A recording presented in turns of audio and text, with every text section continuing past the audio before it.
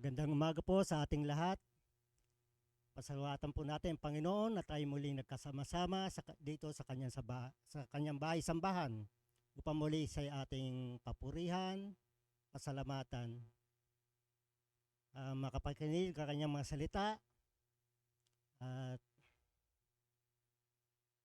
inaanyayahan po ang kapuluhan na tayo po'y magsitayo sa pagbasa ng kanyang banal na kasulatan na matatagpuan po natin sa Aklat ng Mga Awit, chapter 122, verses 1 to 9, na ganito po ang sinasabi: Awit ng parangal para sa Jerusalem.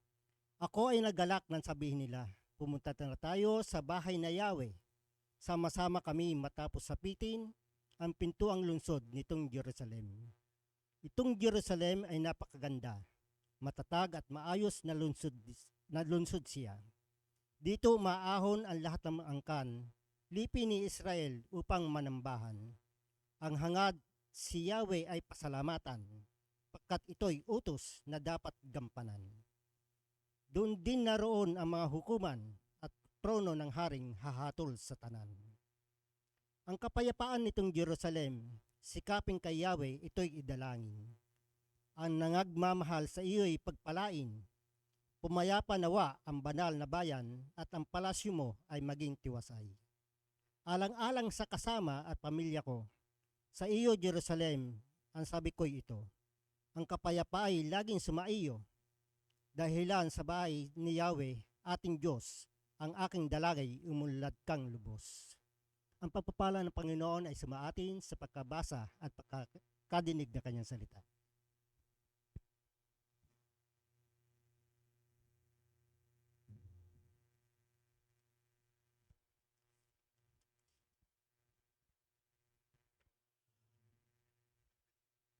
Manatili po tayong nakatayo at tayo po magsimula sa ating awitan. Tayo po ba ay nagagalak na tayo ay magkasama-sama at nagbibigay ng papuri sa ating Panginoon? Tayo po ay maihanda ang ating mga sarili at magkantahan, mag-awitan para sa ating Panginoon. Halina't sama-sama.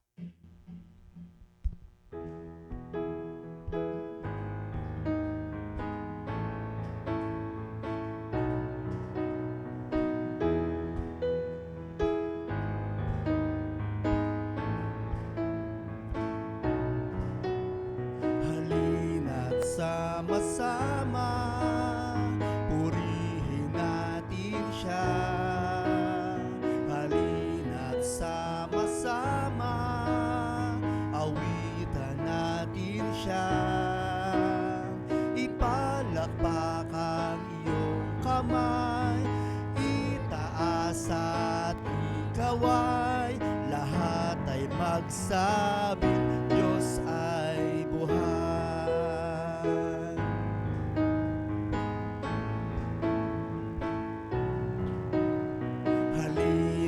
Sama-sama, purihin natin siya. Halina't sama-sama, awitan natin siya. Ipalakpak ang iyong kamay, itaas at ikaway, lahat ay magsabi, Diyos ay buhay. Sumigaw sa galak ang lahat ng nilalang, purihin ang Diyos ng may kagalakan. Sumigaw sa galak ang lahat ng nilalang, purihin ang Diyos ng may kagalakan. Wagas na papuri sa Kanya ay ibigay. Purihin siya, awitan siya, luwalhatiin siya. Sumigaw sa galak ang lahat ng nilalang, purihin ang Diyos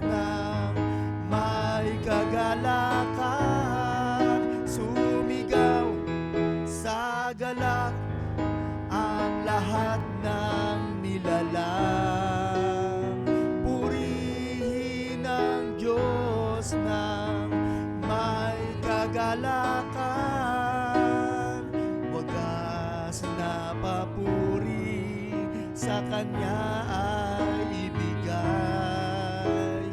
Purihin siya, awitan siya, luwalhatiin siya. Wagas na papuri sa Kanya ay ibigay. Purihin siya, awitan siya, luwalhatiin siya. Sumigaw sa galak ang lahat ng nilalang. Purihin ang Diyos na may kagalakan. Sumigaw sa galak ang lahat ng nilalang. Purihin ang Diyos na may kagalakan. Sumigaw. Amen. Tayo po ay sumisigaw sa galak sa ating Panginoon Diyos na walang katulad, nag-iisang Diyos at tagapagligtas.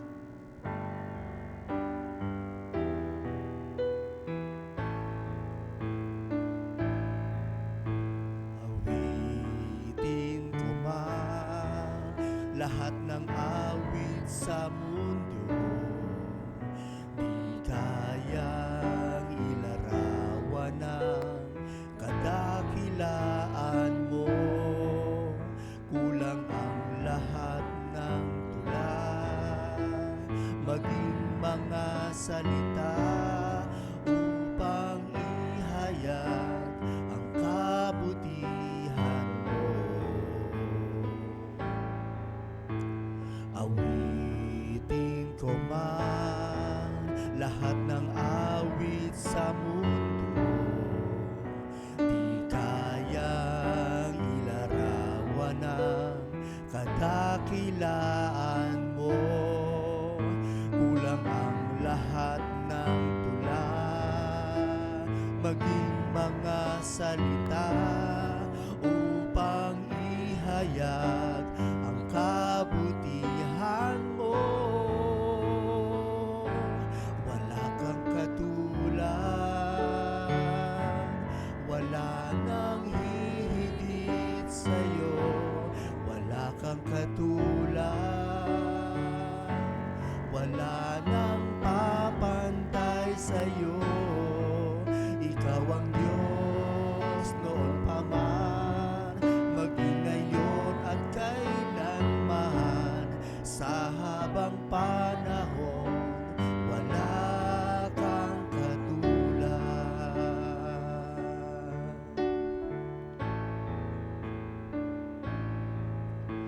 Awitin ko man lahat ng awit sa mundo, di kayang ilarawan ng kadakilaan mo. Kulang ang lahat ng tula, maging mga salita upang ihayag ang kabutihan mo.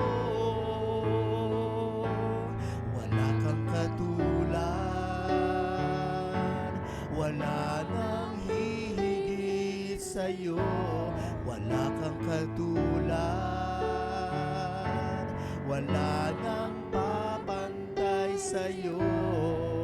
Ikaw ang Diyos noon pa man, maging ngayon at kailanman. Sa habang panahon, wala kang katulad. Wala kang katulad,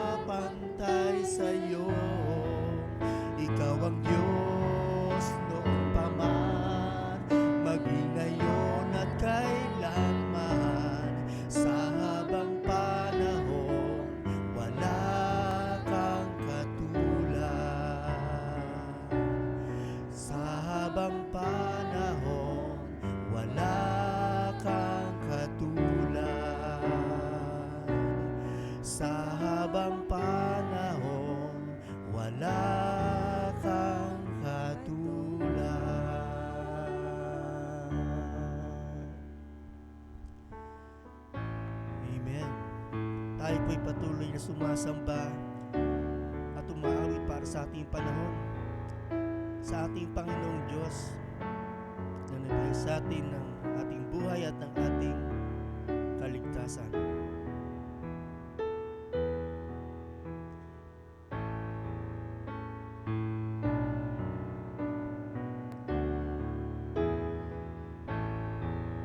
Nais kong ika'y maranasan, pagkilos mo'y aking inaasam, pagkat sa'yo ko lang natagpuan ang tunay na kagalakan.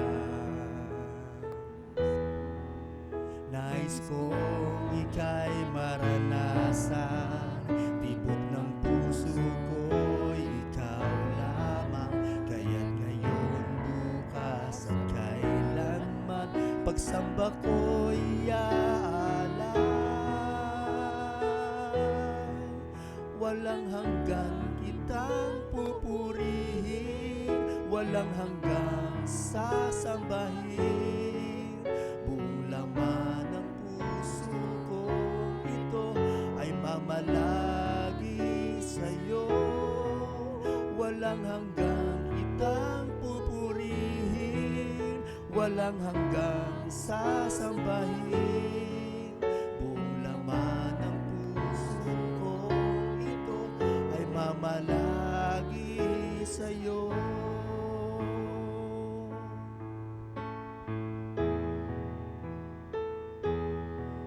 Nais kong ika'y maranasan, pagkilos mo'y aking inaasam, pagkat sa'yo ko lang natagpuan ang tunay na kagalakan.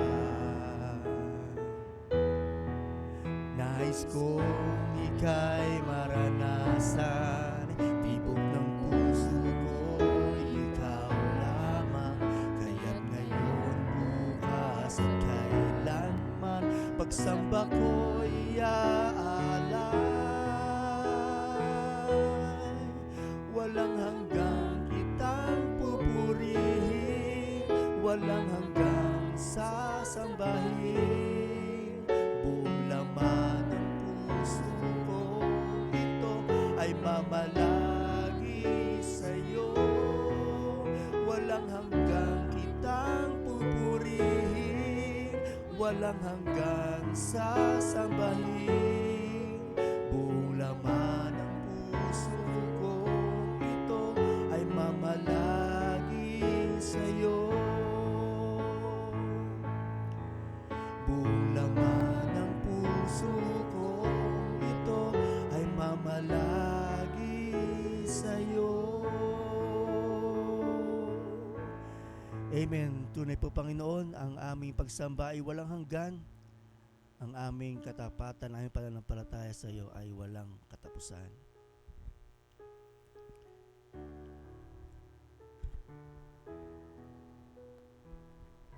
Tayo po'y magsiupo at manalangin sa ating Panginoon.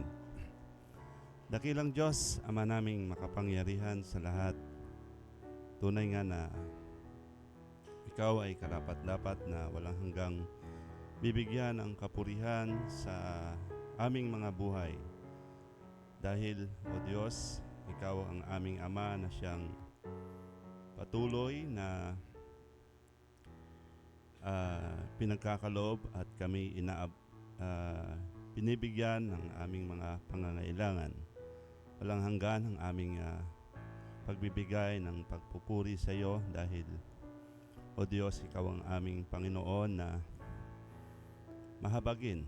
Ikaw ang aming Diyos na naglilinis ng aming mga karumihan, ng aming mga kasalanan sa nagagawa namin sa pang-araw-araw naming pamumuhay. Ikaw ang nagtutuwid at nagsasaayos ng mga ito, O Lord. At iyo po kaming dinadala sa iyo pong kabanalan, Panginoon, at sa iyong katuwiran. Ikaw ang matuwid at banal na Diyos na siyang dapat na bigyan namin ng walang hanggang kapurihan, Panginoon. Dahil ayaw mo po, O Diyos, na kami ay mawalay sa iyo.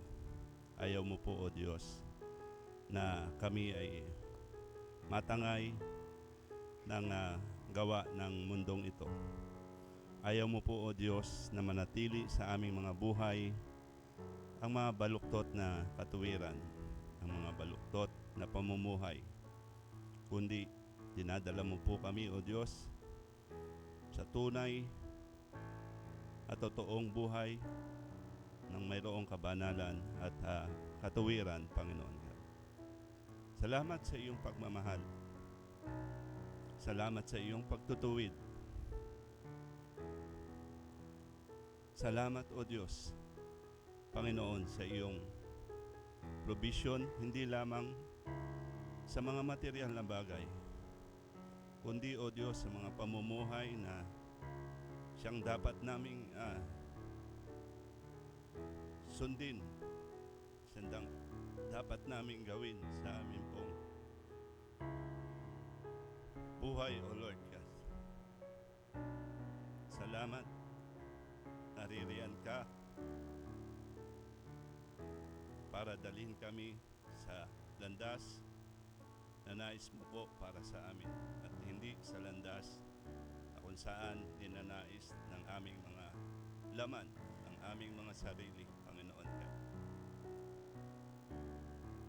Salamat sa iyong pagkalinga, sa iyong pagyakap, Panginoon, sa kabila ng mga kakulangan namin sa iyong harapan. Tuloy ka na umaakay sa amin at patuloy mo po kaming iyayakap ng iyong pagmamahal, pagkalinga,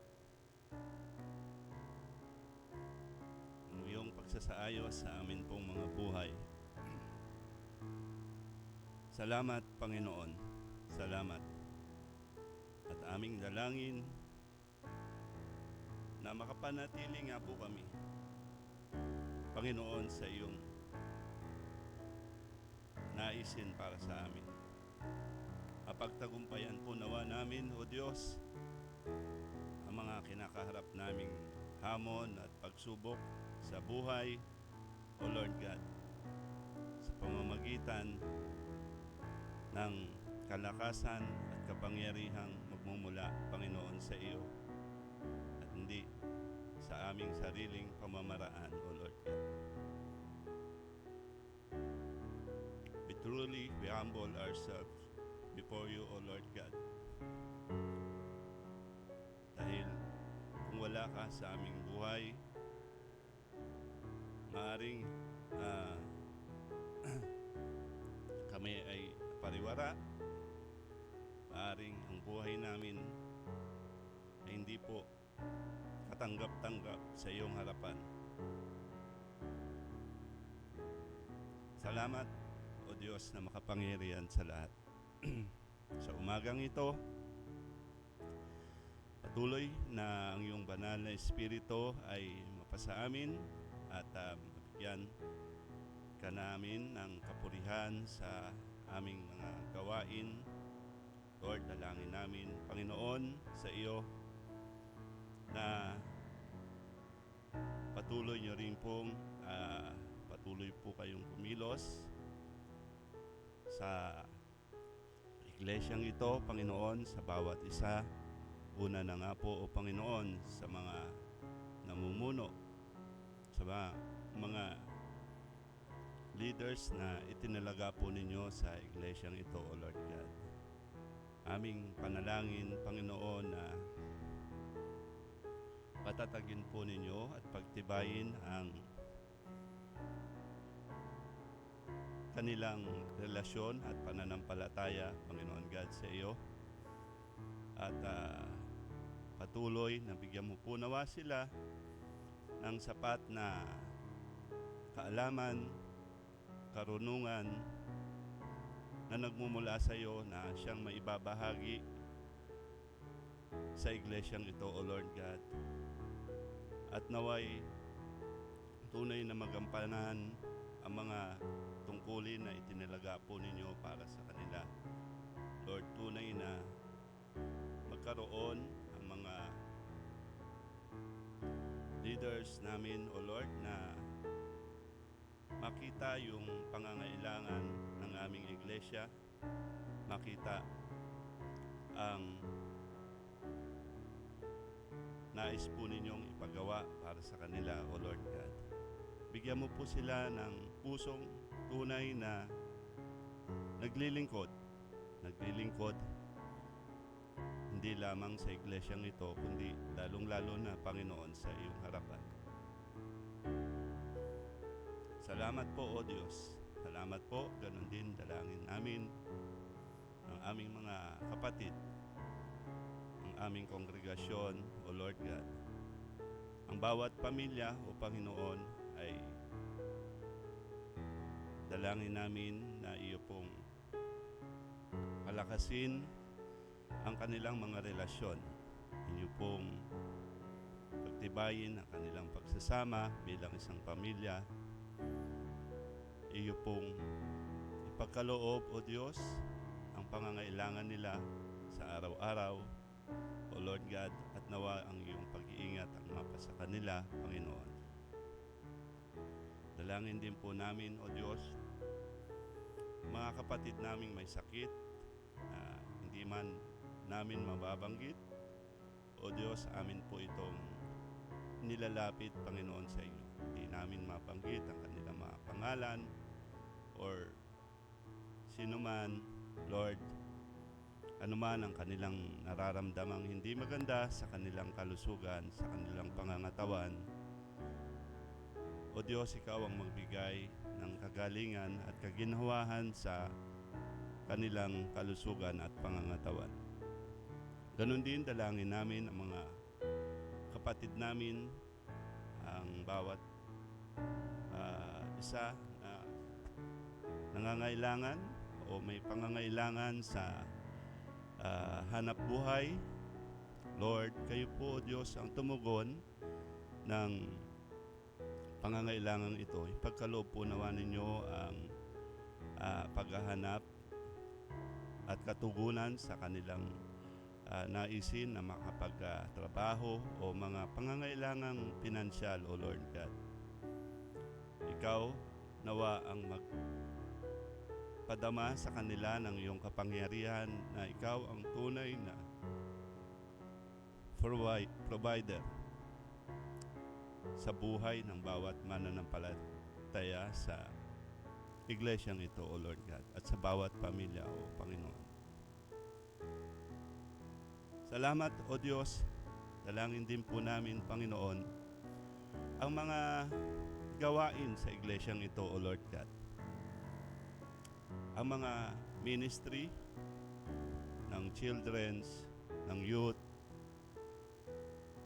ng iba pang mga ministry, O Lord God, kung saan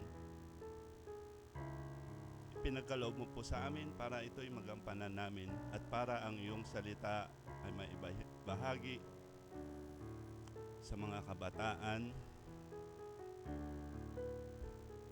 sa mga naising maabot ng iglesyang ito, O Lord God. Patungkol na nga rin po, O Diyos, sa naumpisahang ministry sa Bagong Sibol, O Lord.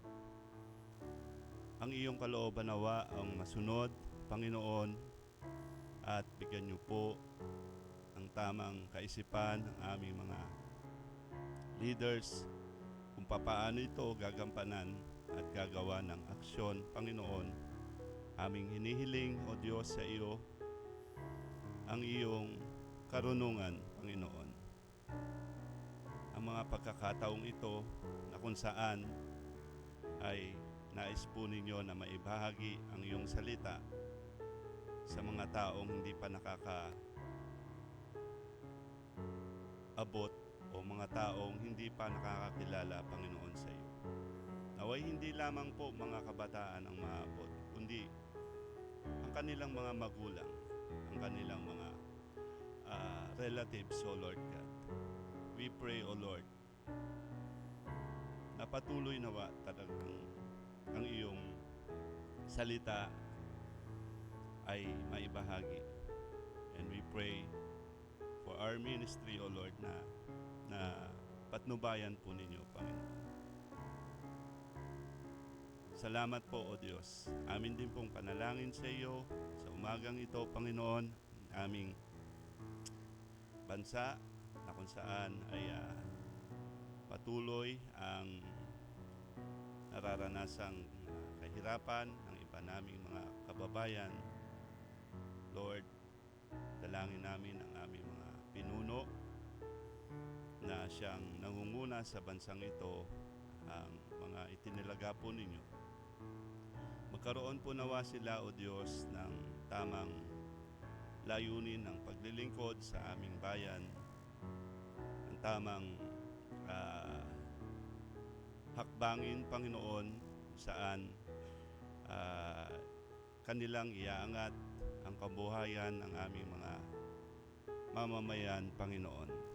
We pray, O Lord, na alisin po ninyo sa kanilang mga kaisipan, sa kanilang buhay, ang unahin ng kanilang mga sarili, kundi maglingkod sila, O Diyos, na talagang may tunay na layunin na paglilingkod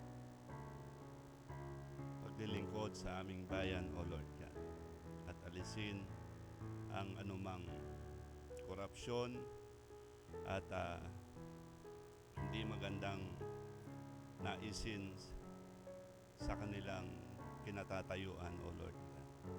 Bigyan mo po sila ng puso, ng buhay na may pagkatakot, Panginoon, sa iyo, pagkilala, Panginoon, na ikaw ang nagluklok sa kanilang mga katayuan, O Lord. Salamat po, Panginoon, sa umagang ito. Patuloy ka naming sasambahin at bigyan ng kapurihan, maging sa pakikinig ng iyong salita sa umagang ito. Pangunahan niyo po ang siyang maghahatid ng iyong mensahe, O Lord, and we just pray, O Lord God, na buksan mo po ang aming kaisipan, ang aming pong puso ng tamang pakikinig at makita ang iyong naisin, ang iyong mensahe para sa amin, O Lord God. Purihin ka, Panginoon, sa umagang ito. Sa matamis na pangalan ni Jesus, ito pong dalangin namin. Amen. Salamat at talagang purihin ang Panginoon sa ating kalagitnaan at sa pagkakataong ito, meron po ba tayong bisita at first time na naka-attend? And kung wala man, let's welcome one another and greet them with the love of the Lord.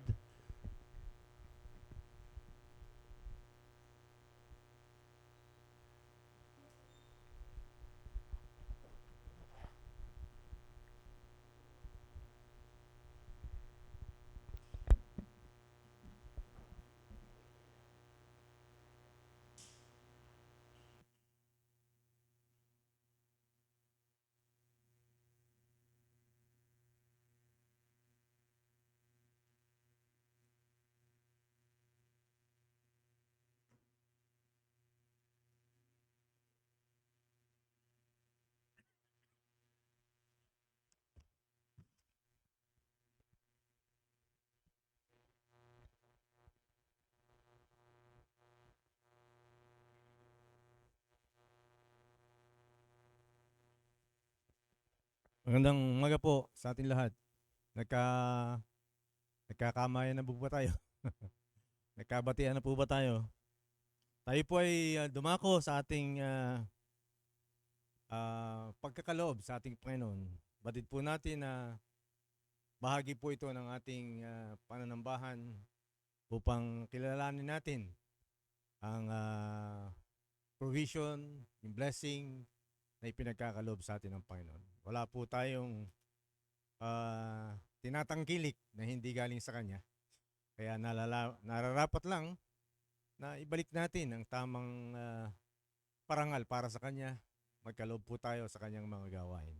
Sinasabi po sa Proverbs 3:9 and 10, honor the Lord with your possessions and with the first fruits of all your increase. So your barns will be filled with plenty, and your vats will overflow with new wine. Sa Tagalog, sinasabi po ron, parangalan mo ang Panginoon sa pamamagitan ng paghahandog sa Kanya ng mga unang bunga ng inyong ani.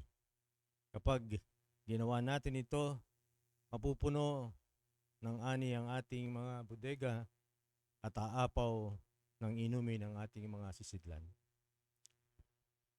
Everything comes from the Lord, and it belongs to God. Our giving back to God is the way we acknowledge His goodness and sovereignty. If we don't faithfully give to the Lord, we don't really trust in Him. Of course, our tithes and offerings, our giving, aren't payment for Him for all the blessing. Hindi po ito kabayaran. Kundi, it is an evidence of our faith and obedience to the Lord. Giving is a preparation for what God wants us to do and say and do for us.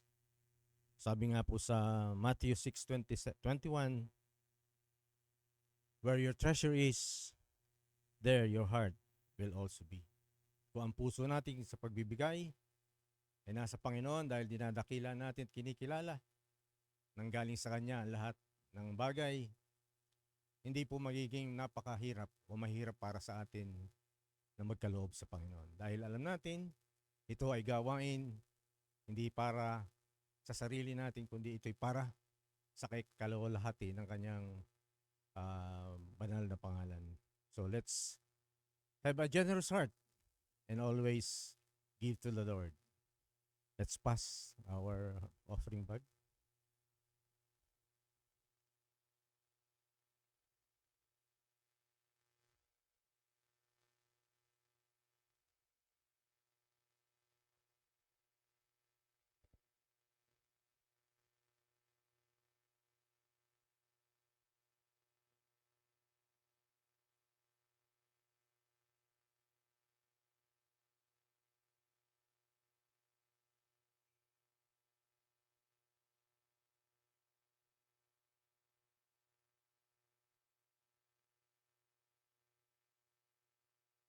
Let us pray.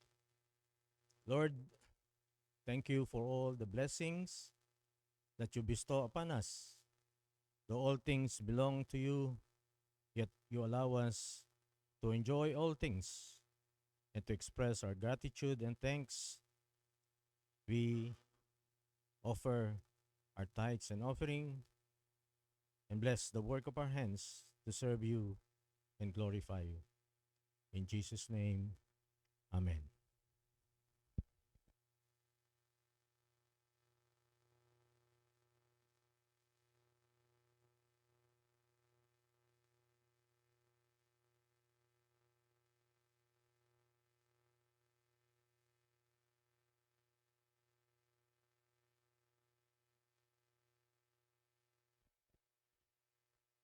Isang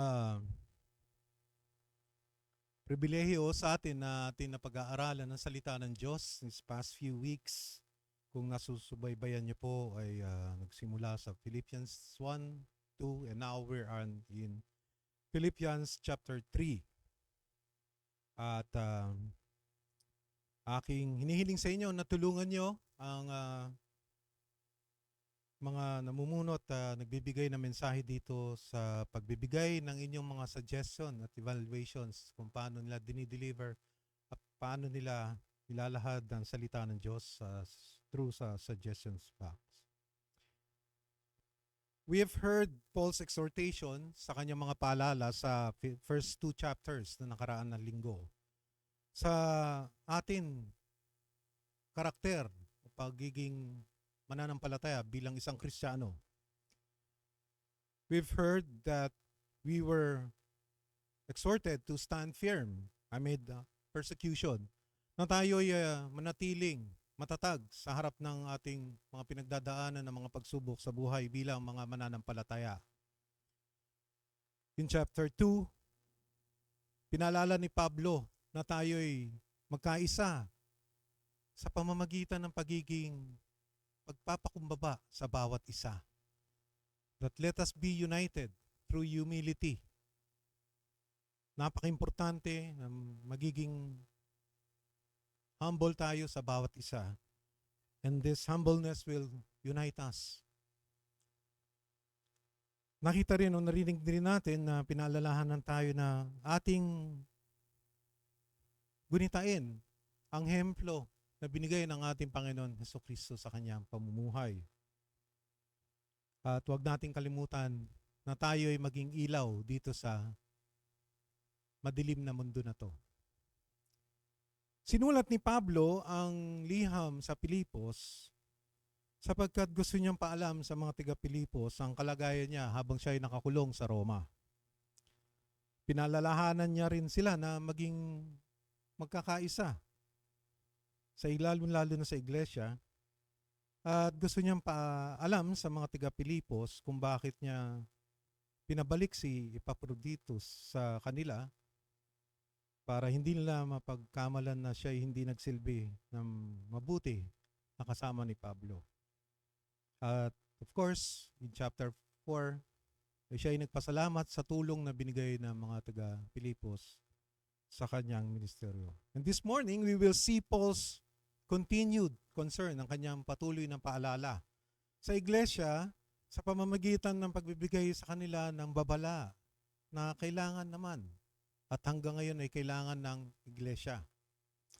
Here in chapter 3, we will see the enemies of our Lord Jesus Christ, ang kaaway, ang kalaban ng ating Panginoong Hesukristo. Against legalism, o ang tinatawag na sa legalismo, at ang pangalawa ay against lawlessness. Akin, pinagkakatiwalaan na dala nyo ang inyong mga Biblia, kung hindi man sa inyong mga cellphone. Let us read Philippians chapter 3. Sinadya ko pong hindi ilagay sa screen. Sabi ni Pablo, here in NIV, I'll be reading in NIV. Further, or sa ibang salin ay finally, my brothers and sisters, rejoice in the Lord. It is no trouble for me to write the same things to you again, and it is a safeguard for you. Watch out for the dogs, those evildoers, those mutilators of the flesh, for it is we who are the circumcision, we who serve God by His Spirit, who boast in Christ Jesus, and who put no confidence in the flesh, though I myself have reasons for such confidence. If someone else thinks they have reasons to put confidence in the flesh, I have more.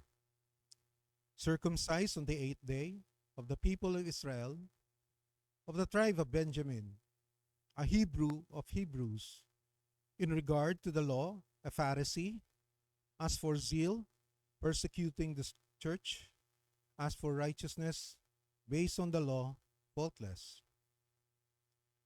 But whatever were gains to me, I now consider loss for the sake of Christ. What is more, I consider everything a loss because of the surpassing worth of knowing Christ Jesus my Lord, for whose sake I have lost all things. I consider them garbage, that I may gain Christ, and be found in Him, not having a righteousness of my own that comes from the law, but that which is through faith in Christ, the righteousness that comes from God on the basis of faith. I want to know Christ, yes, to know the power of His resurrection and participation in His sufferings, becoming like Him in His death, and so somehow attaining to the resurrection from the dead. Not that I have already obtained all this, or have already arrived at my goal, but I press on to take hold of that for which Christ Jesus took hold of me. Brothers and sisters, I do not consider myself yet to have taken hold of it. But one thing I do, forgetting what is behind and straining towards what is ahead, I press on towards the goal to win the prize for which God has called me heavenward in Christ Jesus. We are continued to be instructed by Paul on Christian living, our Christian character, ang ating pamumuhay bilang mga Kristiyano dito sa chapter 3. Makikita natin sa Biblia that men have always tried to cover his shame, ang kanyang kahihiyan, his guilt, his sinfulness, and tries to justify himself before God through his own effort. Makikita natin yan. We read in Genesis 1, God created everything. Everything is good. And in Genesis 2, Adam and wife, Eve, even though they were naked, they felt no shame. But come Genesis 3, when they fell, their eyes are both opened, knowing na sila'y nagkasala na. They disobeyed God. They realized they were naked. So they sewed fig leaves together and made coverings for themselves. Pilit na nagtahi sila ng mga dahon upang takpan nila ang kanilang mga sarili. The innocence was replaced with guilt and shame. That is the start of the false religion. Trying to cover your guilt and shame by works. Pilit nilang tinakpan ang kanilang maling pinaggagawa, kanilang kasalanan. Trying to be acceptable before God by counting on your own merits. That is what guilty people do. They try to cover their sin rather than accepting their sin and asking forgiveness. Pag nagkasala tayo, pilit natin tinatakpan ito. Sa halip na dapat ay inaamin natin ang ating pagkakasala at hinihingi natin ng kapatawaran. Sa halip, yung iba, they try to blame others except themselves. Naghahanap sila na sisisihin. Yung iba, maliban sa kanilang sarili. They make excuses for their sin, trying to present themselves acceptable before God. Pinipilit nila na sila ay maging katanggap-tanggap sa harap ng Panginoon, kundi man sa harap ng tao. By their own efforts. Kaya naman sa huli, in the end, they do not have joy in their life sapagkat alam nila ang kanilang pinipilit na pagtakpan ng kanilang kasalanan sa loob nila, alam nila na ito'y hindi katanggap-tanggap sa Panginoon. Here we see that Paul teaches us not to rely on our own merits. Hindi sa ating sariling kapakanan o sa ating sariling gawa. That we should see the reason for our joy ay hindi dapat nakadepende sa earthly things. Hindi ito ang dapat pinagbabasihan natin ng kaligayahan ng ating buhay. Not on things that gratifies the flesh. Not on things that build up pride on ourselves. Na ito ay nagpapalago lamang ng kayabangan sa ating sarili. Maaaring tanungin natin ngayon, anong ba ang nagbibigay ng kaligayahan sa atin? At kung yung kaligayahan na yon ay mawawala sa ating buhay, tayo ba ay malulungkot? Maaaring ito ba ang ating hanap buhay, ang ating negosyo, ang ating mahal sa buhay? Paano kung biglayang mawala sa ating buhay? Magugunaw na ba ang ating mundo? We become conscious only of our attachment to these earthly things kapag sila'y nawala, kapag sila'y kinuha, o sila'y nasira. Doon lang tayo namumulat sa katotohanan na ganun na lang pala ang kalalim ang attachment natin. Sa iba ay parang hindi na sila o sabi nga nila ay hindi ko na kayang mabuhay pag ito ay nawala. Ito ba nagpapatakbo sa ating buhay upang maging katanggap-tanggap? And if by God's grace, only our eyes are open, na binuksan niya ang ating mata at binago niya ang ating puso, doon lamang natin makikita na ang kailangan pala natin sa buhay natin ay si Jesucristo. There are those who teach to trust and rely and take pride on earthly things. May mga nagtuturo na dapat ito ang iyong panghawakan. Ito ang kasiguraduhan ng iyong buhay. To demand entitlement because of their own merit. Entitled ako, na nakikita natin ngayon yan sa maraming buhay ng mga tao. Sa kanilang pamumuhay, na ang feeling nila they are entitled of everything because of what they have accomplished, what they have, their own merit. Not only before men, ngunit humahantong sila even before God. And that's the reason why there's a lot of weeping and gnashing of teeth in hell. Naisip niyo na bubuhay yan. Na maraming nagngingit-ngit sa impyerno sapagkat ang tingin nila sa kanilang sarili, entitled sila sa kaharian ng Panginoon. Dahil sa kanilang effort, dahil sa kanilang na-accomplish, dahil kung ano meron sila. Sabi ni Pablo, but despite of these many challenges na nararanasan natin, ang mga paghihirap na, sari-saring paghihirap natin, ang bawat isa sa atin ay nakakaharap ng iba-ibang pagsubok. Sabi ni Pablo in verse 1, finally, not to be taken na patapos na ang kanyang mensahe. But it means it regards the rest of the matter. Whatever other problems you have, the answer is to rejoice in the Lord. Nasa harap ng mga dinaranas natin ng pagsubok at challenges, tayo'y mag-rejoice sa ating Panginoon. And this is a mark of spiritual maturity. Na hindi tayo nalulukmok sa mga pagsubok na dinaranas natin. Kundi patuloy tayo may kaligayahan dahil alam natin ito ay sinusurrender natin at binibigay natin sa Panginoon at tayo ay hindi iniiwanan ng Panginoon. Be matured to know this. Alamin natin to at tandaan natin na patuloy tayo maging maligaya sa Panginoon sa harap ng mga pagsubok.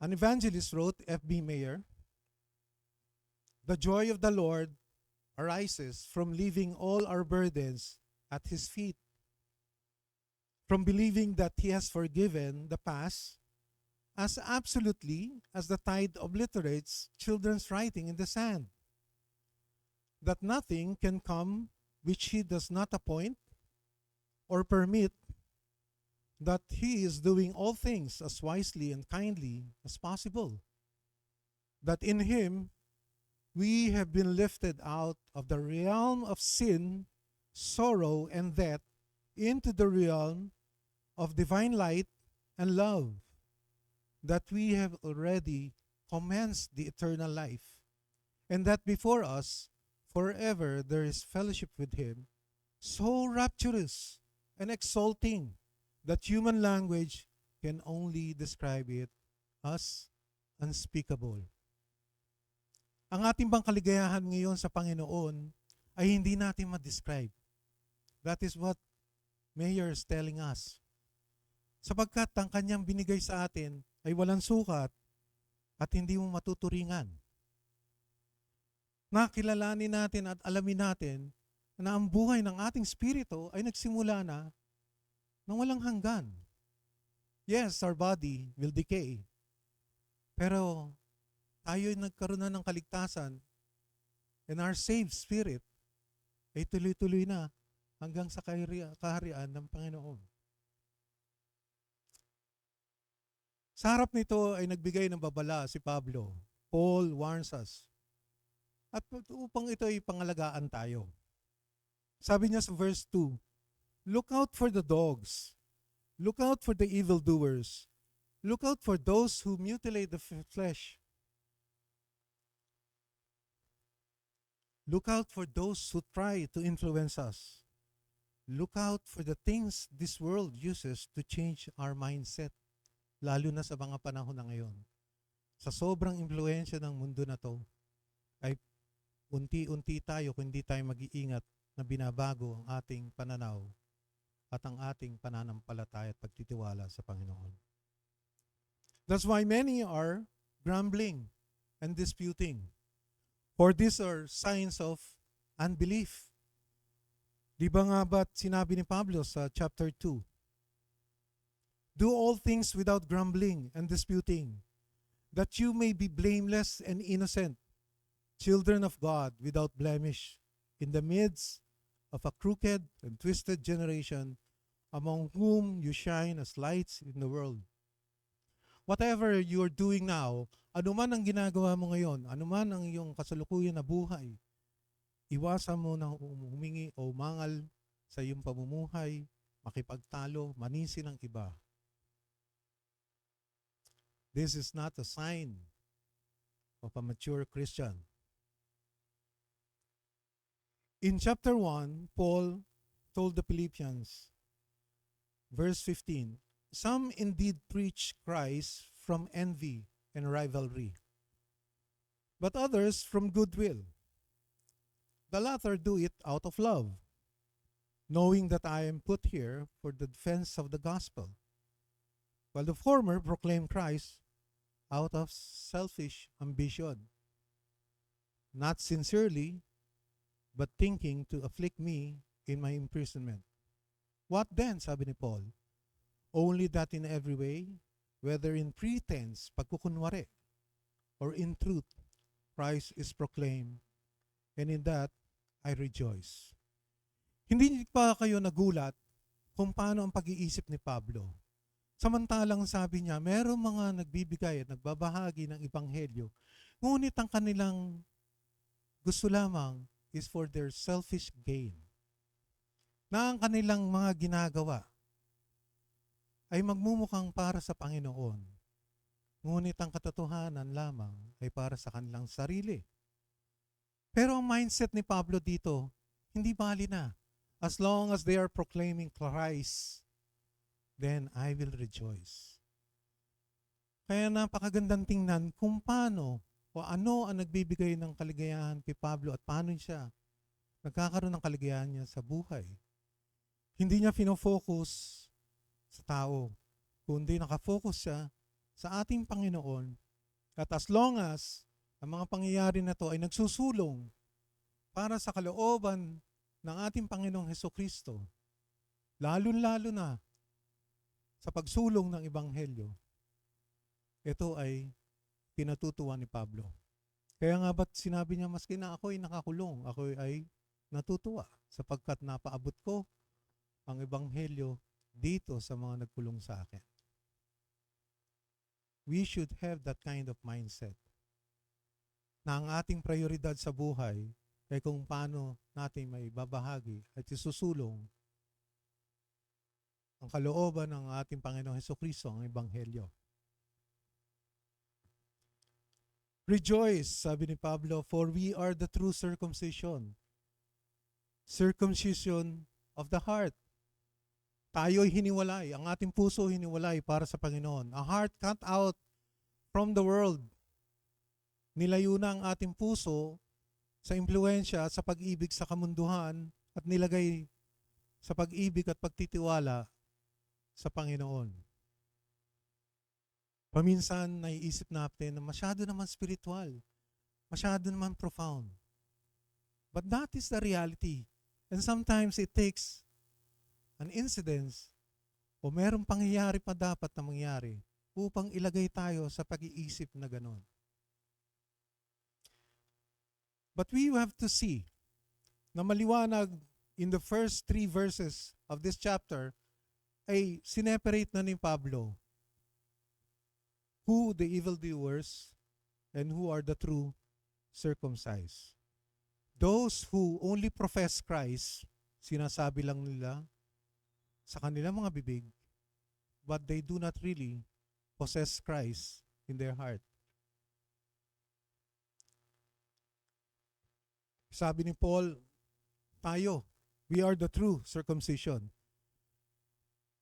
And he described the three characteristics of a true Christian na dapat ay tingnan natin if we really possess this. First, we should worship by the Spirit of God. Paano yun? We should be living a life of obedience to God. Our worship, our life, is generated by the Spirit of God, not by our own will, our own desires, or by some ceremonies, or some ritual, or some liturgy, or some structure, or some code. Bakit ba tayo nagpupunta dito? Bakit ba tayo namumuhay, napilit na namumuhay para sa Panginoon? Dapat, ang nag-uudyok sa atin ay ang Espiritu ng Diyos na nasa atin. True worship is the inner sense of awe. Tayo ba'y namamangha sa mga ginagawa ng Panginoon sa ating buhay? O hindi na tayo conscious? We're so preoccupied about things na hindi natin nakikita kung paano kumikilos ang Panginoon sa ating buhay.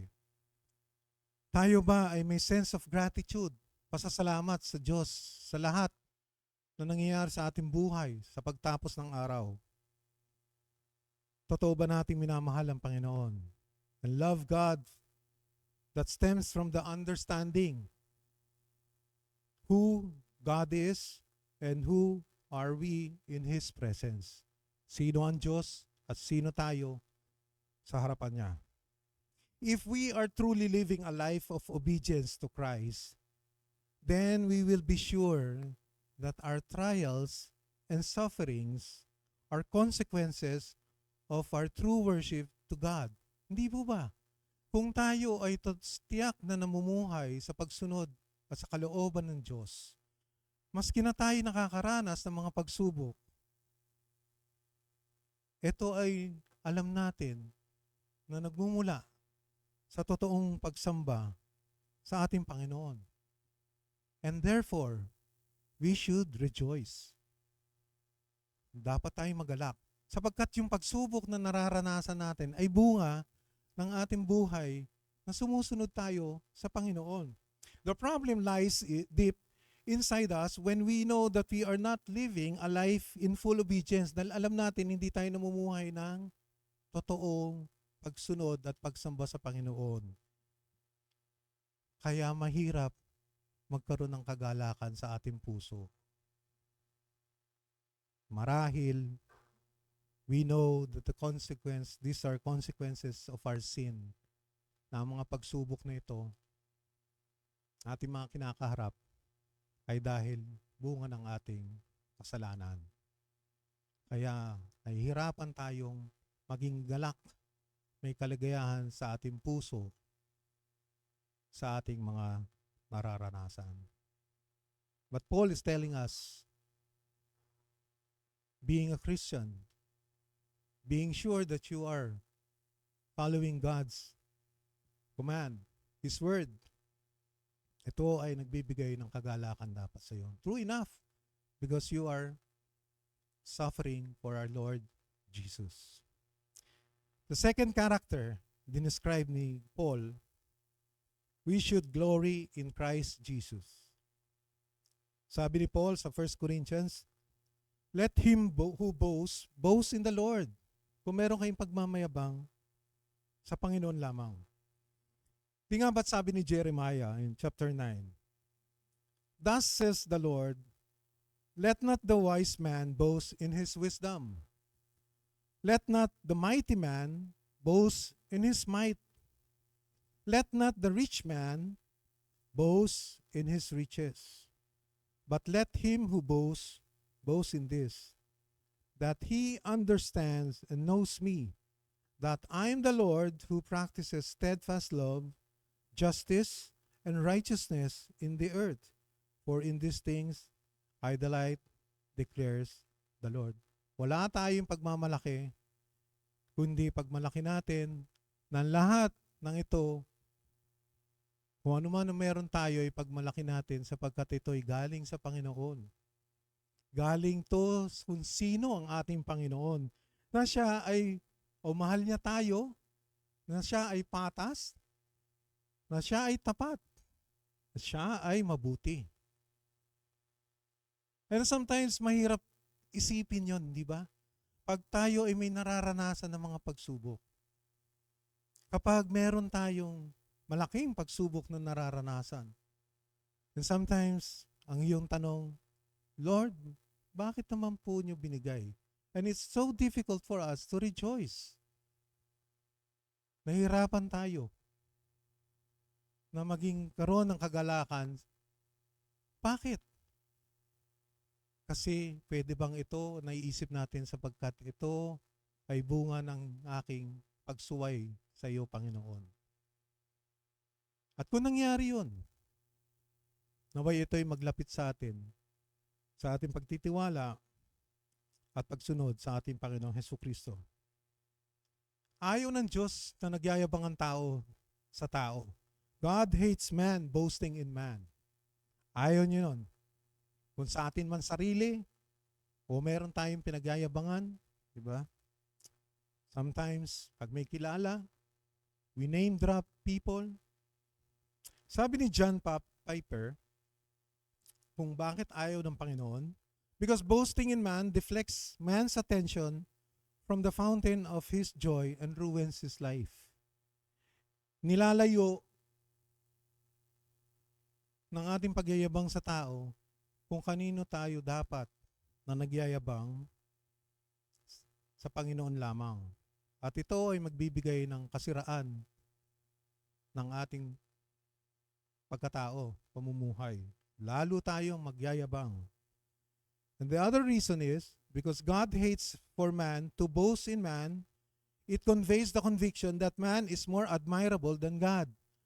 Sinasabi mo, mas mabuting magtiwala sa tao sapagkat mas nakakatiyak. Kaya nga din, di ba, marami na kapag nagkakaproblema, lalo na yung ibang financial, ang problems nila, anong unang madalas na gagawin nila?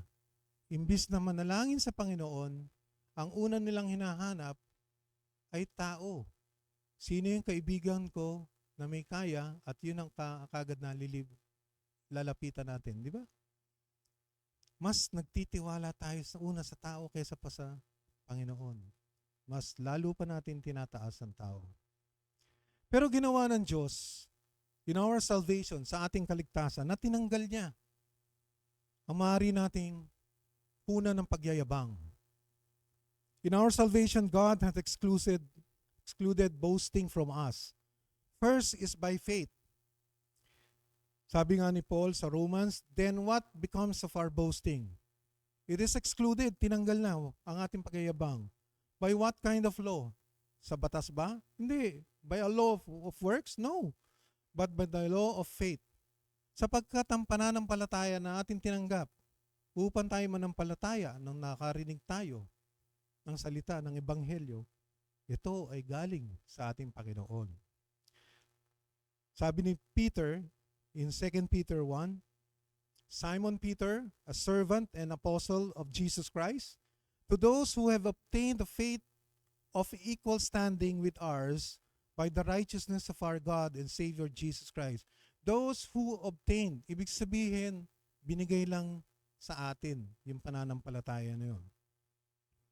Paul, in chapter 1 of Philippians, said, for it has been granted to you, binigay lang sa inyo, that for the sake of Christ, you should not only believe, na hindi lamang manampalataya kayo,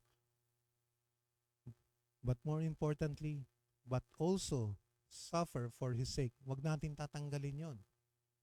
That we will suffer for His sake. That if we are going to live a life of obedience sa ating Panginoon, expect nyo na meron tayong pagsubok na pagdadaanan at yung pagsubok na yon should cause us to rejoice in the Lord because we are sure that it is in God's will that we are continuously living a life in the service of our Lord Jesus Christ. So tinanggal sa ating kaligtasan para tayo magyabang sa harapan ng Panginoon sapagkat ang ating pananampalataya ay sa Panginoon din nanggaling. Diba? For faith comes from hearing and hearing the word of God. Second, kung bakit hindi tayo tinanggal ang pagyayabang natin sa ating kaligtasan. Boasting is excluded by election. Di ba tayo pinili? We were cut out. We are the true circumcision. Tinanggal sa ating puso ang ating pag-ibig sa mundo at nilagay ito para sa pag-ibig sa ating Panginoon. In 1 Corinthians, sabi ni Paul, "But God chose what is foolish in the world to shame the wise. God chose what is weak in the world to shame the strong. God chose what is low and despised in the world, even things that are not, to bring to nothing things that are, so that no human being might boast in the presence of God." Pinili lang tayo. At wag kang ikahiya, wag mong ikahiya. If you were chosen because you were foolish, I would tanggapin ko na yun. If I'm weak, if I'm in shame, then I would be glad because I was chosen by the Lord para sa Kanya. So wala tayong pagyayabang. Tayo'y pinili ng Panginoon. Hindi tayo mabuti, tayo masama. Lahat tayo, ang ating pagkatao, is tainted by sin. At dahil lamang sa kaawaan ng Panginoon at pag-ibig niya sa atin, tayo'y niligtas niya at pinili niya. So wala tayong pagyayabang sa Panginoon. The third characteristics that we should have as a Christian, we should not put any confidence in the flesh. Huwag tayong maglalagay ng tiwala sa ating kalamnan, sa ating old nature.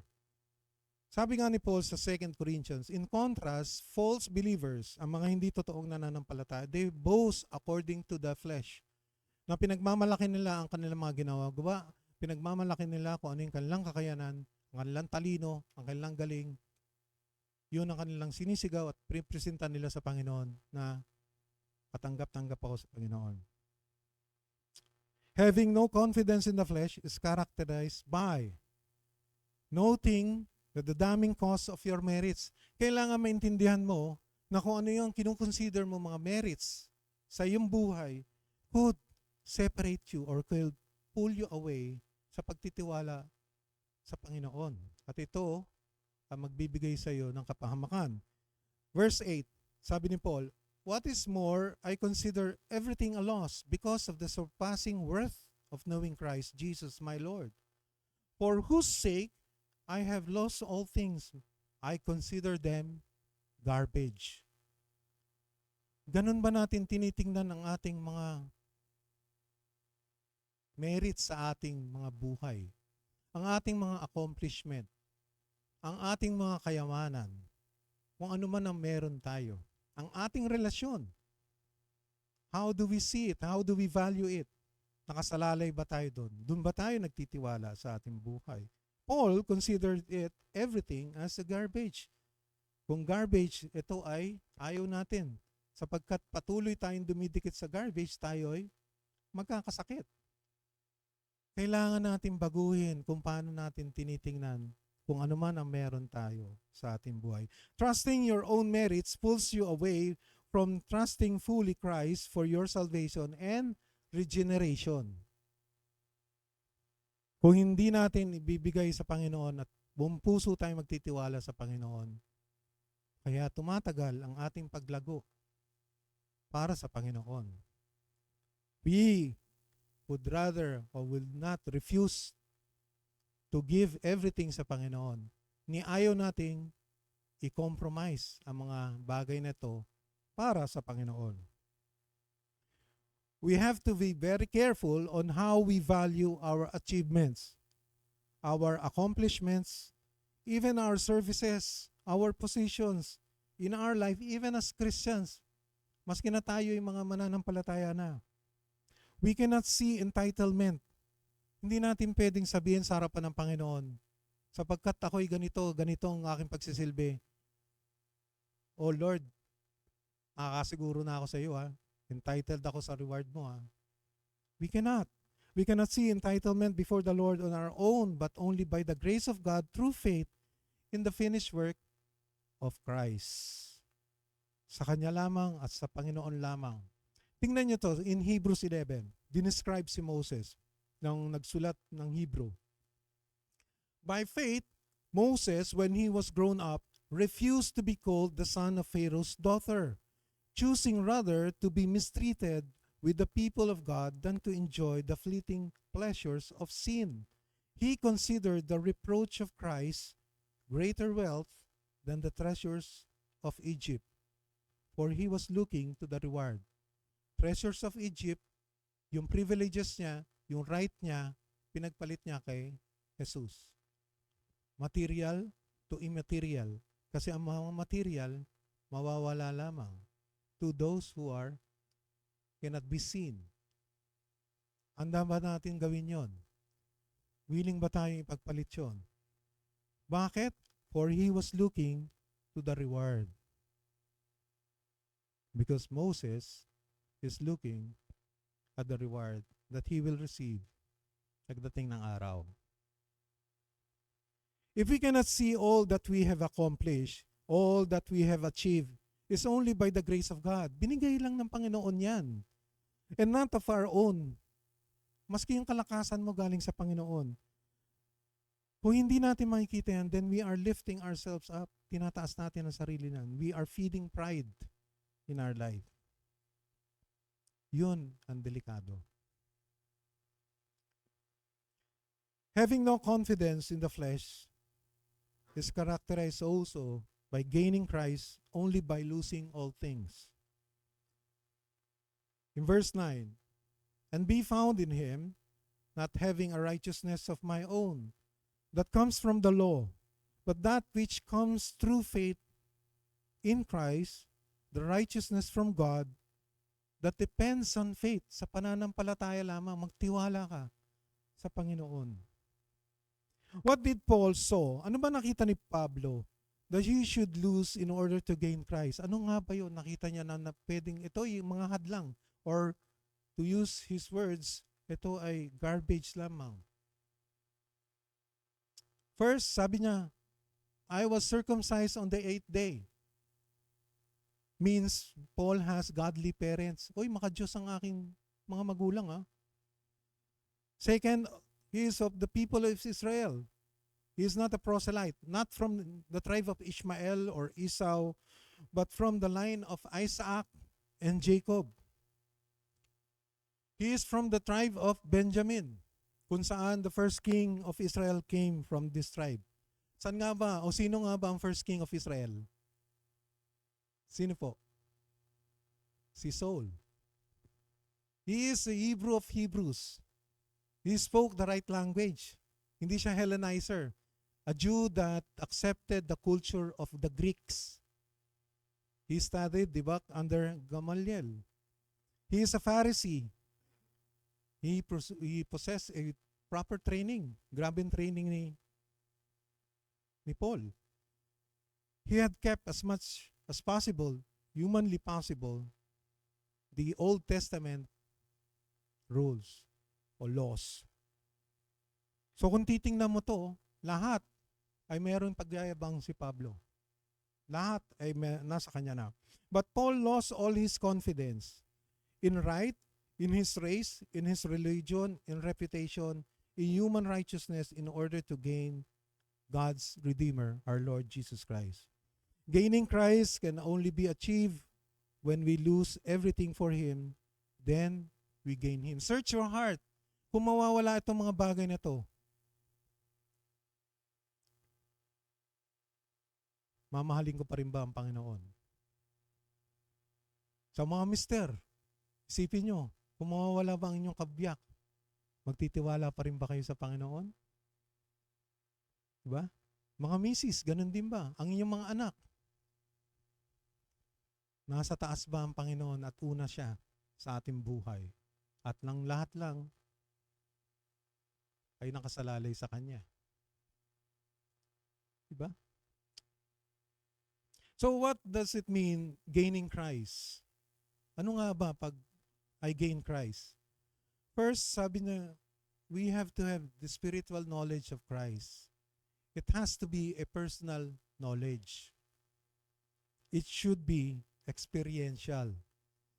Hindi ko masasabi sa iyo kung ano yung halaga at paano ko pinahalagahan at kung sino si Jesus sa akin, base sa akin. Of course, you'll have an idea sa akin testimony. But you have to have that personal experience kung paano gumagalaw si Jesucristo sa iyong buhay. Ang kanyang salita at kung paano niya pinapakita sa iyong buhay. I cannot know Jesus Christ through another person's acquaintance with Him. Hindi po pwede. It doesn't work that way. Hindi porke ganun you'll have an idea, pero ikaw ba? You have to have your own experience with Christ. No, I must know Him myself. I must know Him on my own account. Yun ang sinasabi ni Pablo. Kailangan personal ko siyang makilala at patuloy ko siyang makilala sa aking buhay habang nandito ako sa lupa. Hindi tumitigil, walang satisfaction hanggang nandito tayo, hanggang humihinga tayo sa mundo na to, ay patuloy na lumalalim at lumalago ang ating pagkakilala sa Panginoon hanggang makapiling natin siya sa langit. Second, in gaining Christ, we see Christ as our only true righteousness. Na tayo ay magiging katanggap-tanggap lamang without compromise and without to anything else but only in Christ. Na tayo ay magiging katanggap-tanggap lang with the assurance na sigurado sa ating puso dahil tinanggap natin ang ating Panginoong Hesukristo. Third, that we know the power of His resurrection. Naniniwala tayo na balang araw at tayo, kung tayo'y wala na sa mundo na to, tayo'y bubuhayin muli, bibigyan ng bagong glorified body at makakapiling ng ating Panginoon. But mind you, that power of resurrection cannot be without a fellowship of Christ's suffering. Hindi po pwede. We have to be ready and we have to suffer with Christ. Sabi ni Paul sa Romans 6, or don't you know that all of us who were baptized, naalala nyo, the time that you were baptized, ano ang sinisimbolize ng baptism? That we were baptized into Christ Jesus, were baptized into His death. Pinatay na natin ang kasalanan sa ating buhay. Patuloy natin, minumortify at tinatanggal ang kasalanan sa ating buhay. We were therefore buried with Him through baptism into death, in order that just as Christ was raised from the dead through the glory of the Father, we too may live a new life. Sapagkat yun yung sinasabi niya. Let us bury sin in our life, obedience to God, and have that assurance and joy that we will be resurrected with Christ. Na tayo'y magkakaroon ng buhay na walang hanggan. Our eternal life, sabi ni F.B. Meyer, already started when we accepted Jesus Christ. Our eternal life, may iwan ang ating makasalanan na katawan, pero ang ating spirito ay tuloy-tuloy na sa eternal life. Yes, pagdating sa langit ay bibigyan tayo ng glorified body. Whichever comes first, kung na-rapture tayo o dumating na ang Panginoon. Sabi nga ng awit, my worth is not in what I own, not in the strength of flesh and bone, but in the costly wounds of love at the cross. My worth is not in skill or name, in win or lose, in pride or shame, but only the blood of Christ that flowed at the cross. So, what should we do while we are here, while we are having that confidence in Christ? We should continue to strain forward to gain fully Christ. Sabi ni Paul, not that I have already obtained all this. Tingnan niyo to, importante to. Kasi sabi ni Paul, not that I have already obtained all of this or have already arrived at my goal, but I press on to take hold of that for which Christ Jesus took hold of me. Hindi tumitigil ang ating paghahangad na lumalim ang ating pagkakilala at paglapit at pamumuhay sa ating Panginoon Jesucristo hanggang meron tayong hininga. Maski na nakaratay na tayo sa higaan. Hindi natin o hindi titigil yon. Hindi natin pwedeng sabihin, matagal naman na ako sa ministry, matagal naman akong Christian na, 30 years, 20, 40 years, 50 years, okay na. Ano? Okay na. Paul never considered it. Sabi niya ganon, not that I have already obtained all this. Hindi ko pa nakukuha lahat to. Hanggang nandito ako sa lupa, I will continue to press on, to take hold that for which Christ Jesus took hold of me. While the work of Christ for us is perfect, the work of the Holy Spirit in us is not yet perfect. It is continually carried on from day to day and will need to be continued throughout the whole of our lives. That's what we call progressive sanctification. Maski umabot tayo ng 80 years old, 90 years old, hanggang may hininga tayo, let's put our mind in continuing in knowing Christ, in serving Him, in trusting Him, in giving service to Him by spreading the gospel sa iba. We must persist in doing what pleases our Lord. Nagbabala si Pablo. Sabi niya, warning against the evildoers. To those whose God is their flesh, yung mga nagtitiwala sa old nature nila. The highest good in a life to these men is to satisfy their flesh, their self. Yun ang sa kanila, yun ang pinaka-importante. To do what pleases self, na marami ngayon na nakikita natin ngayon. Do what pleases you, as long as wala namang ibang taong naapakan ka. Kaya kung ano-ano na ang mga ginagawa ng mga tao sa social media, and yet we enjoy them. Di ba? Kasi we try to justify them. But in reality, it is a direct rebellion to the Word of God, to the holiness of God, and even the inner conviction of their own consciousness. Alam nila yung kanilang mga ginagawa ay labag sa kalooban ng Panginoon. Pero sige pa rin, sapagkat yan ang kanilang ginodiyos-diyosa na. Diba? Gawin mo to sa social media, may reward, monetary reward. So sige. Tapos tayo naman, we are entertained by these people. Those who glory in their shame. Sino itong mga evildoers? Those who glory in their shame. Kahihiyan na, pero pinagmamalaki pa nila. When the sinner's most wretched conduct, yung kanilang mga pinapakita ay nakakapanlumo sa harapan ng Diyos before God, but these things is their highest point of self-exaltation. Nakakapanlumo na yung kanilang mga ginagawa, pero pinagmamalaki pa nila ito sa kanilang buhay sa harapan ng Panginoon. See? And of course, yung pangatlo, they are the enemies of the cross. Those who fight against the spread of the gospel. Ibig sabihin, iba ang kanilang katuruan. Nilalayo nila sa kaligtasan ng tao. Hindi na natin kailangan lumayo.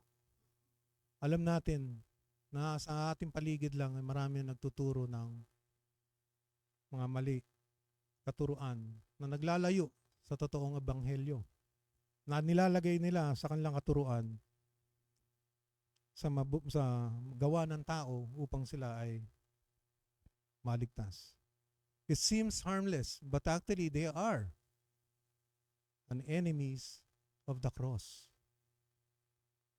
Kapagkat nilalayo nila ang kanilang mga tinuturo sa mga ibang kaluluwa, ay ilagay sa kanilang kapangyarihan ang kanilang kaligtasan. Na ang kaligtasan ay nakasalalay sa tinatawag nilang mabuting gawa. So before I end, I want to remind you the three characteristic, Christian characteristic na sana'y baunin natin sa ating pag-uwi. First is, are we worshiping by the Spirit of God? Conscious ba tayo sa kilos ng Espiritu ng Diyos sa ating buhay? Conscious ba tayo sa ating mga desisyon, sa ating mga pamumuhay na tayo'y sumusunod sa kalooban ng Panginoon? If so, kung yun naman ang ating ginagawa at tayo ay nakagkakaroon ng mga pagsubok out of that, then let us rejoice. Matuwa tayo. Matuwa tayo. Second, let us glory in Jesus Christ. Tingnan natin lahat ang ating at tayo magpasalamat sa Panginoon. Hindi sa akin to, hindi ko nakamit to o natanggap to dahil sa aking pagsisikap. Yes, but even yung pagsisikap ko, yung aking kalakasan, ito ay galing sa Panginoon. So purihin ang Panginoon sa lahat ng aking natatamasa at kung ano meron ako. And third, let us not put confidence in the flesh. Huwag mong sabihin kasi napakagaling mo, patanggap-tanggap ka. Ay dahil pinagsikapan ko naman yan, ako nagpakapagod dyan. Hindi. Lahat ay galing sa Panginoon. Tayo ay magtiwala sa Panginoon. Let's put our confidence in Christ Jesus. Lalo-lalo na, siyempre sa ating kaligtasan, wala tayong pwedeng ipagmalaki. Ang Panginoon na nagbigay ng pananampalataya, siya rin ang pumili sa atin. And that's enough. Kung yun palang titingnan mo nga, you have everything to rejoice. Bakit? Have you realized? Nasabihin mo sa sarili mo, pinili ako ng Panginoon. You were cut off. You are the true circumcision. Your heart was cut off from this world into the love and trust in Christ. O baka kasi hindi mo masabi yon kasi because your love and trust is still in the world. Ang puso mo pa rin ay nakadikit pa rin sa pag-ibig sa kamunduhan. So pag-isipan natin yan sa ating pag-uwi and hoping na tayo mamulat at magabayan ng salita ng Panginoon. Tayo manalangin. Lord, maraming salamat po, O Jesus. We thank you for your words. We thank you for guiding us and giving us the guidance through the word of Paul. As a person and as a church, let us be reminded that each and every one of us have this characteristic of a true Christian, a true believer. To have that joy in our life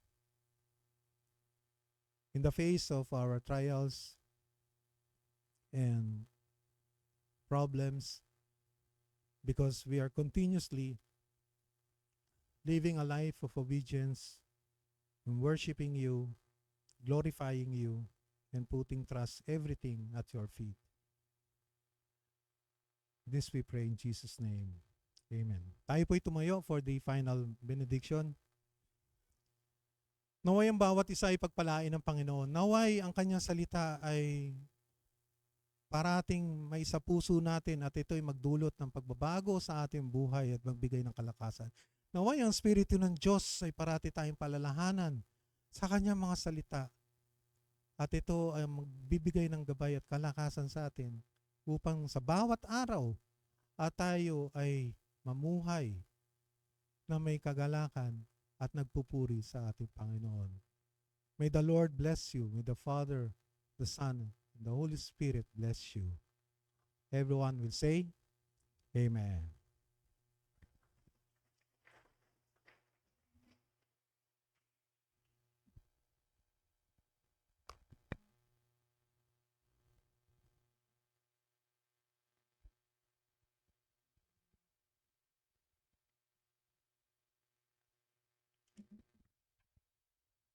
Purihin ng Panginoon sa kanyang mga salita. Truly, we can boast and rejoice in the Lord. Dapat nating ipagyabang at kagalak ang ating buhay na ligtas kasama ng ating Panginoong Jesus.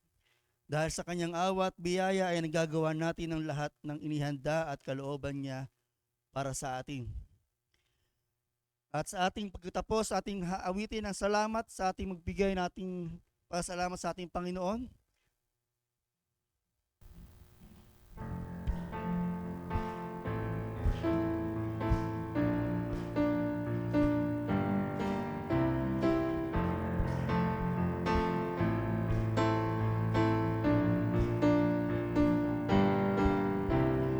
Kung aking mamasdan ang kalawakan, hindi ko maunawaan ang iyong dahilan kung bakit ako'y pinili mo tinalagaan. Di ko kayang isipin, hindi ko kayang sukatin ang pag-ibig mo, Jesus, na iyong binigay sa akin. Salamat, salamat, O Jesus, sa pag-ibig mo. Walang ibang nagmahal sa akin ng katulad mo. Salamat, salamat, O Jesus, sa pag-ibig mo. Ako'y magsasaya sa piling mo.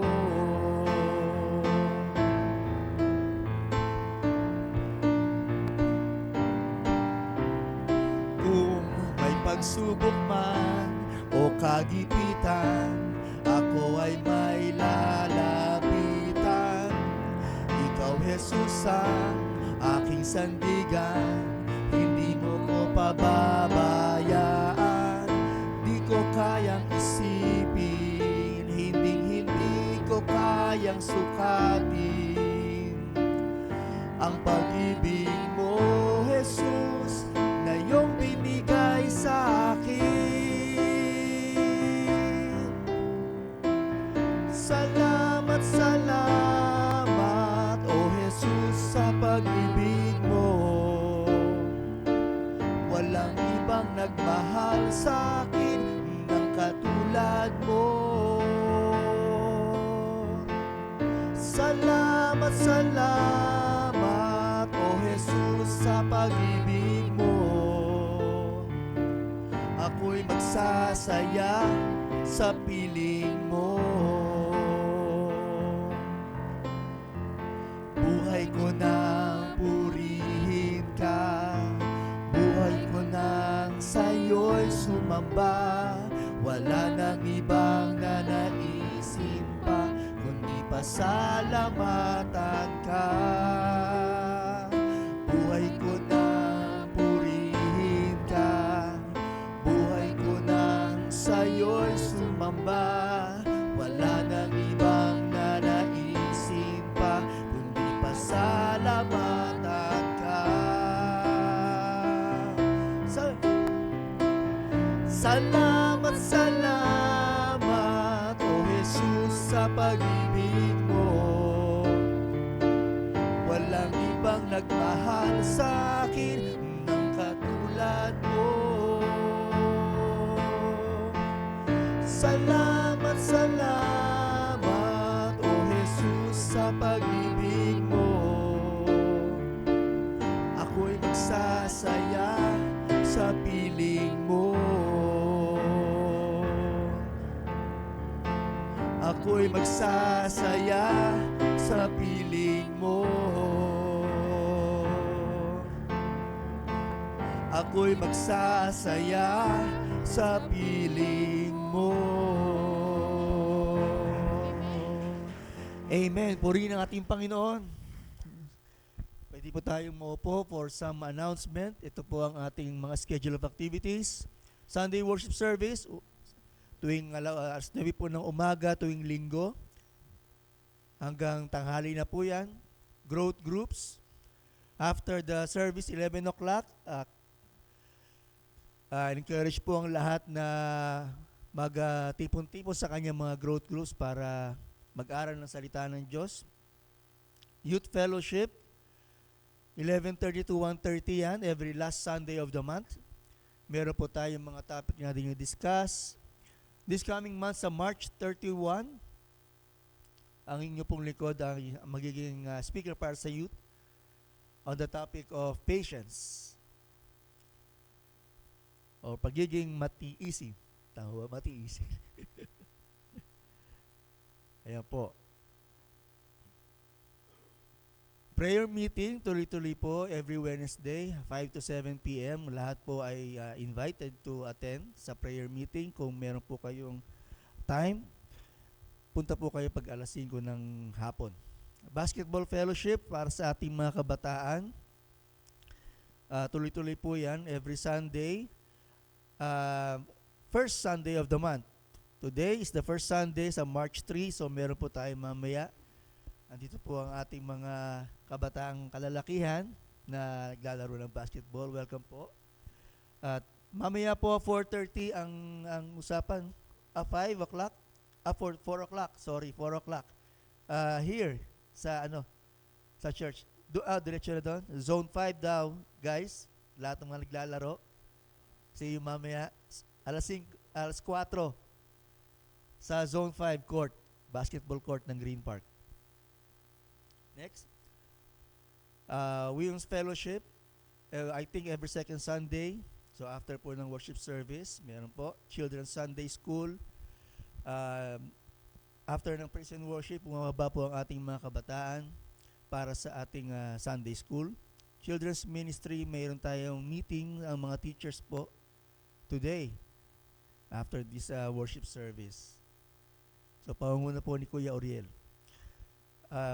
Leaders training pag Sabado po tuloy-tuloy with the men's alas 2 ng hapon tuwing Sabado. Nasa topic po kami ng systematic theology. Kahapon pinag-usapan namin ang iba't ibang books of the Bible, comparing it also to the books of the other religion. Lord's Supper every last Sunday of the month po ang ating Lord's Supper. And ang ating celebration ng mga may birthdays and anniversary for the month, sinasabay na po natin sa last Sunday yan. May konting salo-salo. At ito po ay muling paalala namin ng mga BSA correspondences, ng Bible School of the Air, mga pag-aaral po natin, mga booklet na pinamimigay natin sa bawat isa, sa bawat pamilya. Encourage po namin na kumpletuhin niyo po bawat booklet, sagutan ng mga tanong para malaman niyo, mag-gauge niyo ang kaalaman niyo sa salita ng Diyos, sa Biblia, at isubmit niyo po kay Kuya Cesar o Kuya Ike yung mga answered questions para maisubmit natin sa BSA. Babalik po yun with the certificates kung nakapasa po kayo sa sa questionnaires natin. So, kumpletuhin niyo po yung mga booklets ng BSA correspondences natin. Meron po tayong fellowship meeting sa March 17, ang music ministry. So, lahat po ng praise and worship team.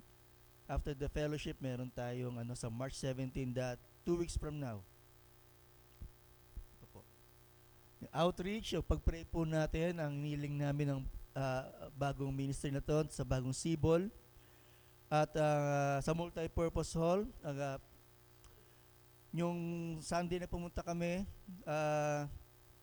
na-realize namin maraming mga kids. So pag-pray po natin na although may mga nagmi-ministry na rin po doon ng ibang churches for the kids, Sunday school, baka iba po kasi ang enthusiasm ng mga bata sa kids. So, pag-pray din po natin kung sakali ay ma-minister natin ng mga kids din. So, but ang ating outreach doon for the youth, sa mga kabataan, nandito po sila, pati mga ibang kasama nila doon.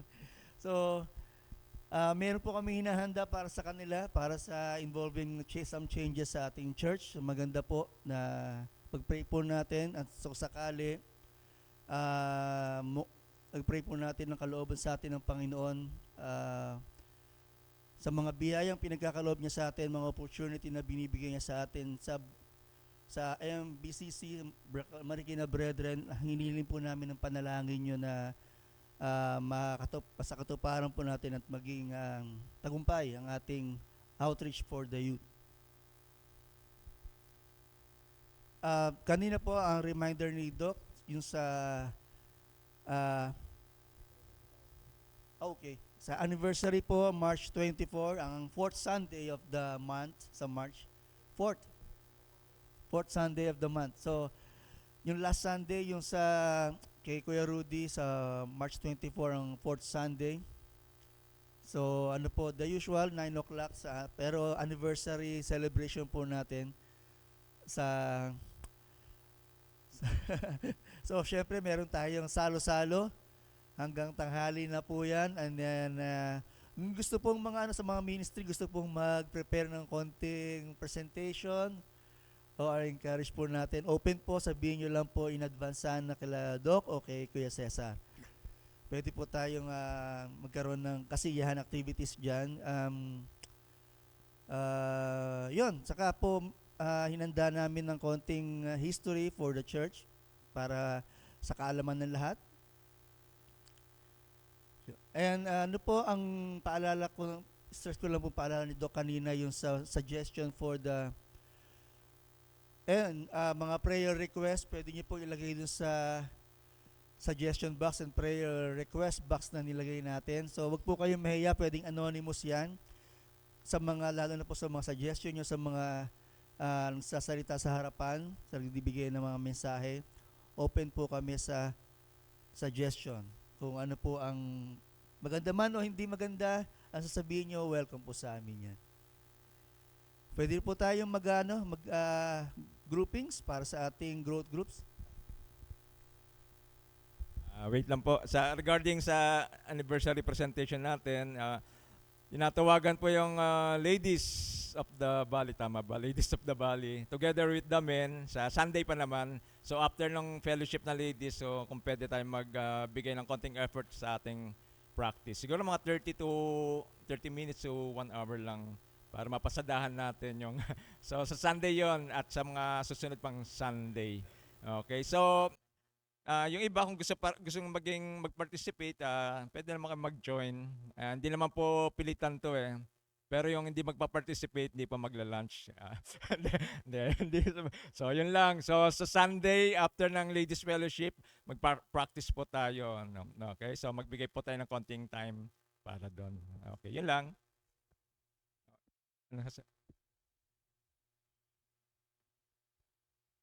Yung last Sunday po ng March is, yung po ay ang ating